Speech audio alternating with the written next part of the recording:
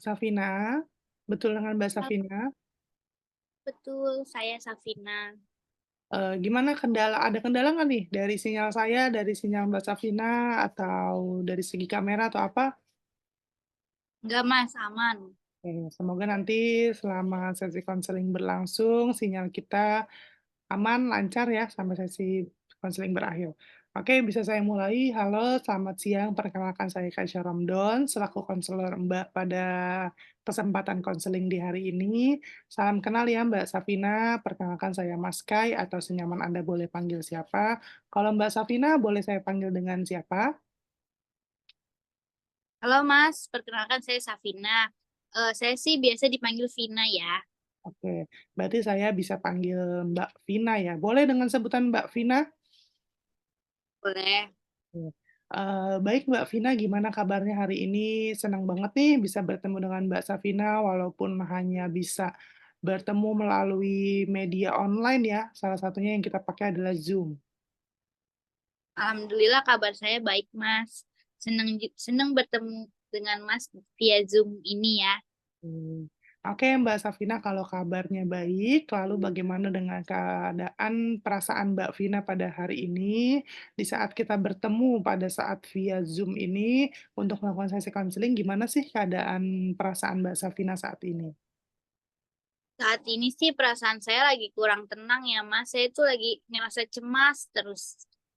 Oh gitu, jadi saya mau tanya dulu nih sebelumnya nih untuk Mbak Safina, apakah pernah melakukan sesi konseling sebelumnya? Udah pernah waktu itu 1 kali.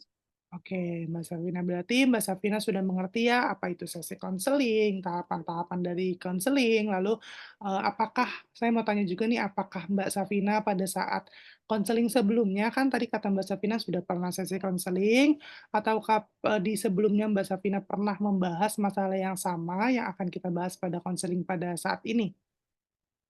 Udah, Mas, tapi masalah yang kemarin berbeda sama masalah yang ini. Oke, kembali lagi ke awal ya Mbak Safina. Saat ini Mbak Safina sedang merasakan cemas yang berlarut, betul? Betul. Ya, sebelumnya Mbak Safina, saya ingin menjelaskan bahwasannya tiap individu memang pernah merasakan cemas. Pasti merasakan cemas, tetapi sepertinya di konteks saat ini yang Mbak Safina sebutkan tadi, bahwasannya Mbak Safina merasakan rasa cemas yang berlebih. Jadi nanti selama sesi konseling ini kita akan sama-sama mencari jalan keluar atas kecemasan berlarut yang sedang Mbak Vina alami, oke? Oke. Oke. Iya, Mas. Jadi tuh kalau saya lagi ngelakuin aktivitas tuh saya suka kepikiran, suka cemas sama hal-hal yang sebenarnya tuh belum tentu terjadi. Oke, Mbak Safina, boleh diceritakan nggak sih kecemasan berlarut apa nih yang selalu menghantui Mbak Safina? Jadi, Mas, akhir-akhir ini saya tuh dipercayain sama atasan di tempat saya kerja. Hmm. Setelah jabatan baru yang mana lebih tinggi dari sebelumnya, saya ngerasa kewalahan atas beban kerja dan tanggung jawab saya di tempat kerja saya, Mas. Oke, jadi Mbak Safina saat ini sedang merasakan kewalahan dengan beban kerja Mbak Safina yang tanggung jawabnya di tempat kerja, betul? Betul. Jadi tuh saya ngerasa gak punya cukup waktu buat nyelesain semua tugas saya yang saya rasa dengan naiknya jabatan saya, maka ikut banyak pula kerjaan saya yang saya cemaskan. Nah, Hmm. saya tuh cemas kalau saya nggak dapat nyelesain sesuai harapan. Oke, Mbak Vina, saya merasa paham betul ya sama perasaan Mbak Safina pada saat ini. Tapi apa ada hal lain yang membuat Mbak Safina cemas selain beban kerja yang sedang Mbak Vina alami pada saat ini? Sebetulnya sih ada, Mas, tapi itu masih jadi persepsi saya sendiri ya. Saya Hmm. juga khawatir sama kinerja saya dan gimana penilaian atasan saya terhadap saya. Saya sangat takut jika apa yang diharapkan atasan saya nggak sesuai, bahkan jauh dari kata sempurna. Oke, berarti Mbak Safina memiliki kecemasan atas kinerja dari Mbak Safina sendiri ya. Seperti yang Mbak Vina singgung tadi tentang cemas akan kinerja Mbak Vina yang dinilai oleh atasan takut jauh dari kata sempurna. Tapi Mbak Safina bahwasannya Tidak ada manusia yang sempurna, Mbak Safina. Sekalipun atasan Mbak Safina yang Mbak Safina khawatirkan akan penilaian terhadap Mbak Safina pun, itu tidak mungkin sempurna, Mbak Safina. Iya, Mas, saya setuju. Cuman memang kecemasan saya ini yang selalu ngeganggu saya. Oke, kalau kayak gitu berarti Mbak Safina, izin saya bertanya, bagaimana sih Mbak Safina biasanya mengatasi kecemasan dan stres yang Mbak Safina hadapi? Jadi, misalkan Mbak Safina pernah nih ngadapin cemas, lalu apa sih cara Mbak Safina mengatasi cemas dan stres yang Mbak Vina biasa hadapi seperti itu? Saya sih biasanya langsung ngerjain ke kerjaan saya sesegera mungkin. Jadi kalau lembur pun juga saya kerjain, Mas. Yang penting kerjaan saya selesai. Oke. Memang setiap orang seperti Mbak Safina dan saya pun memiliki tuntutan pekerjaan masing-masing ya. Tapi Mbak Safina, apakah menurut Mbak Safina cara ini cukup membantu? Enggak, sebenarnya sih enggak, Mas. Saya malah ngerasa semakin stres kalau saya mencoba untuk menyelesaikan semua pekerjaan sekaligus.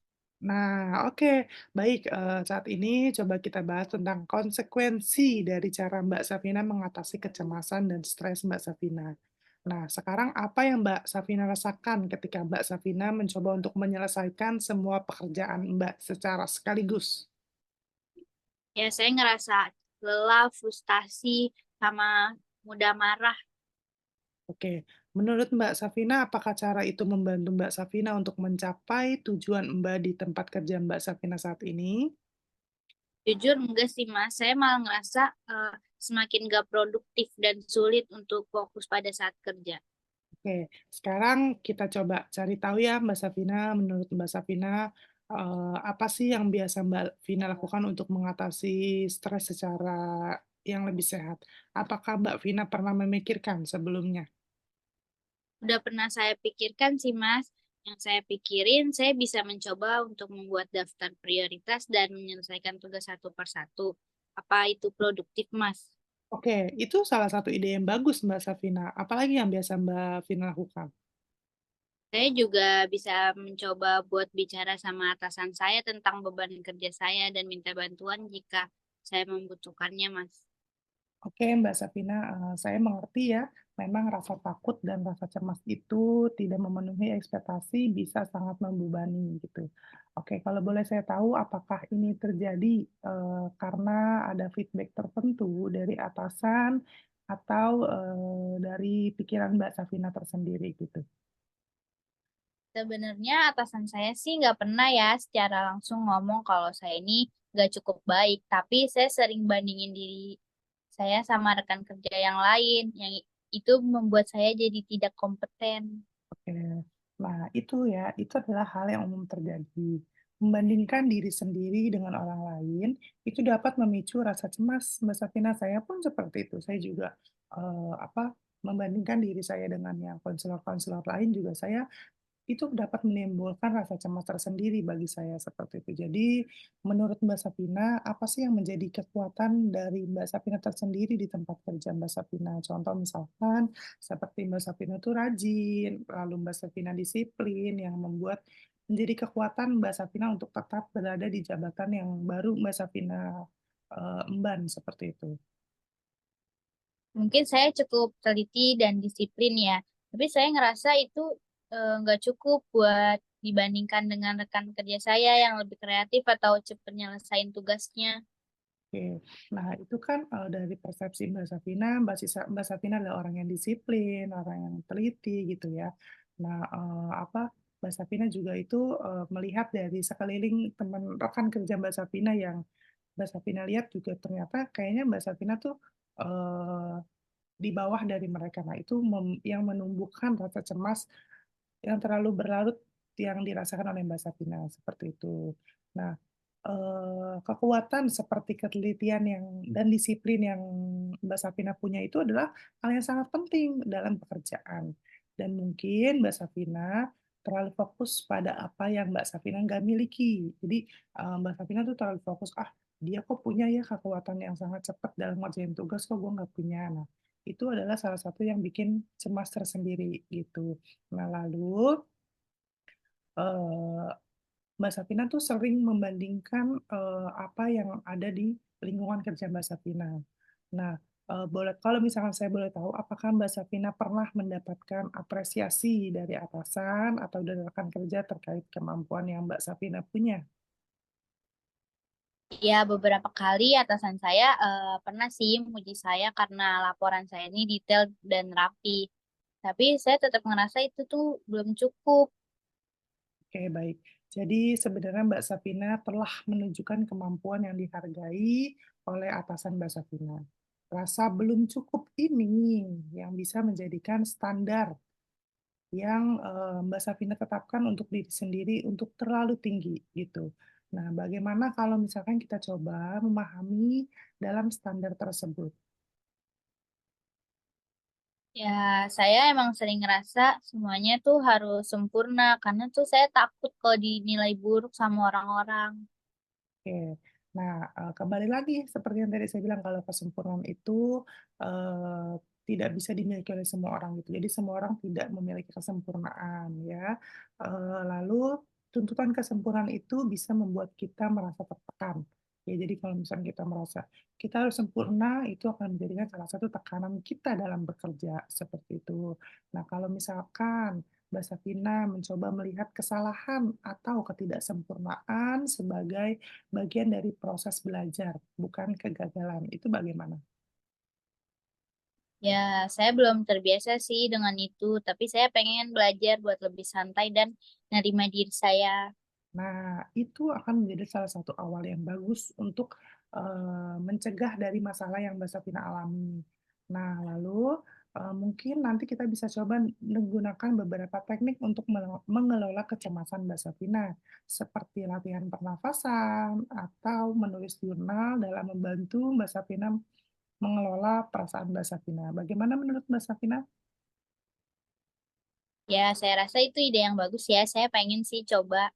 Nah, itu akan menjadi salah satu, solusi ya, yang mana nanti akan dilakukan oleh Mbak Safina dalam menangani rasa cemas yang Mbak Safina sedang alami pada saat ini gitu. Lalu, boleh saya tanya kalau misalkan, komunikasi Mbak Safina dengan atasan Mbak Safina itu seperti apa? Ya, sebenarnya sih eh, lancar-lancar aja sih. Maksudnya tuh kayak ya udah baik-baik aja, nggak ada yang salah atau nggak ada masalah juga. Oke. Nah, dari komunikasi tersebut, kalau misalkan Mbak Safina melaksanakan komunikasi dengan atasan Mbak Safina cukup baik, saya rasa itu, rasa cemas Mbak Safina pun sepertinya harus, mengurang ya, karena komunikasi dengan atasan Mbak Safina juga cukup baik, itu bisa mempengaruhi kinerja Mbak Safina ke depannya. Kalau misalkan tadi di kasus Mbak Safina ini, komunikasi Mbak Safina dengan atasan Mbak Safina tidak baik, itu akan, bisa menjadi salah satu, kasus baru ya. Jadi kita harus menangani atau, mencari solusi bagaimana komunikasi yang baik dengan atasan, seperti itu. Jadi saran saya tadi adalah, kalau misalkan komunikasi sudah baik, tolong dianulir rasa cemas yang Mbak Safina miliki gitu. Dengan cara apa? Dengan cara tadi membuat laporan, membuat jurnal, lalu tadi ada tambahan latihan pernafasan, seperti itu. Untuk tadi kan Mbak Safina bilang kalau misalkan Mbak Safina itu disiplin dan teliti dalam kerja. Itu kan menjadi salah satu kekuatan yang Mbak Safina miliki, seperti itu. Nah, belum tentu rekan-rekan kerja Mbak Safina yang lain. Nah, sekarang coba agak dirubah pola pikirnya, teman-teman rekan-rekan kerja Mbak Safina belum tentu memiliki kinerja yang sama dengan Mbak Safina. Nah, sekarang kita balik kondisinya. Kan selama ini Mbak Safina selalu menilai bahwasannya diri Mbak Safina itu selalu, apa namanya, selalu kurang. Bahkan teman-teman rekan kerja Mbak Safina itu kerjanya lebih baik dibandingkan saya, seperti minder, seperti itu ya. Nah, itu akan menjadikan cemas berlebih. Nah, sekarang posisinya kita balik, gimana kalau misalkan dari kekuatan yang Mbak Safina miliki, itu menjadi, salah satu, apa ya, power Mbak Safina dalam bekerja. Di mana orang rekan-rekan kerja di belakang Mbak Safina itu tidak mereka miliki kekuatan itu, tapi Mbak Safina memiliki. Nah, itu mungkin bisa menjadi salah satu acuan Mbak Safina untuk mengurangi rasa cemas di tempat atau di apa, jabatan yang Mbak Safina miliki sekarang. Apalagi jabatan yang Mbak Safina miliki juga cukup terbilang tinggi tadi ya, lalu juga Mbak Safina sudah melaksanakan komunikasi dengan atasan cukup baik, ya Mbak Safina juga sudah, cukup baik dalam kinerja menurut atasan atasan Mbak Safina seperti tadi, laporan sama jurnal yang Mbak Safina buat juga selalu dipuji oleh atasan Mbak Safina, seperti itu. Jadi, semoga tadi solusi-solusi yang sudah kita temukan bersama-sama bisa dapat menjadi acuan Mbak Safina, seperti itu. Oke, baik, jadi Mbak Vina setuju untuk mencoba membuat daftar prioritas dan berbicara dengan atasan Mbak Safina tentang beban kerja Mbak. Ya, saya setuju, Mas. Tapi apa menurut Mas itu cara yang tepat?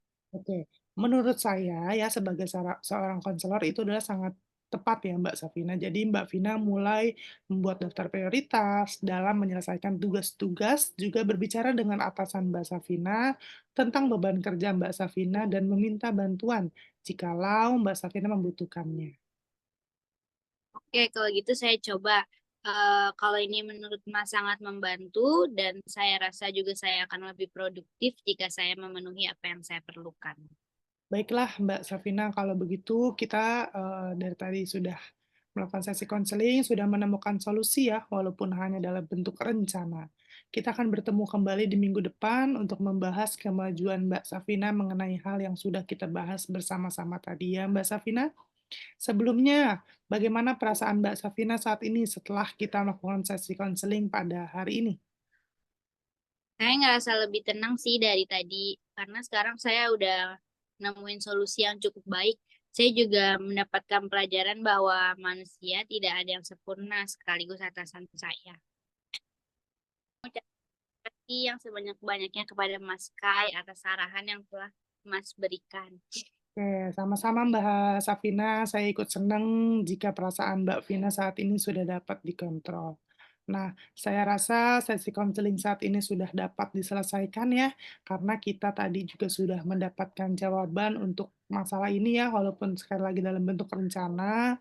Lalu nanti sampai bertemu lagi di minggu depan untuk membahas perkembangan serta kemajuan dari masalah Mbak Vina tadi. Saya sangat berharap solusi yang sudah kita bahas bareng-bareng tadi sangat membantu perasaan Mbak Vina untuk ke depannya. Baik, saya rasa saya cukup untuk menyelesaikan sesi konseling pada saat ini. Saya mohon maaf jikalau pada saat sesi konseling tadi ada kata-kata dan tindakan yang kurang berkenan. Sampai berjumpa kembali, semoga sehat selalu dan, saya mengucapkan sekali lagi terima kasih kepada Mbak Vina, seperti itu. Baik, terima kasih Mas. Semoga Mas sehat selalu dan semoga kita bertemu kembali. Oke, terima kasih. Saya akhiri, boleh saya tutup Zoom-nya, nanti kita akan lanjut di pertemuan berikutnya. Oke, salam sehat Mbak Vina. Salam sehat, Mas Kai.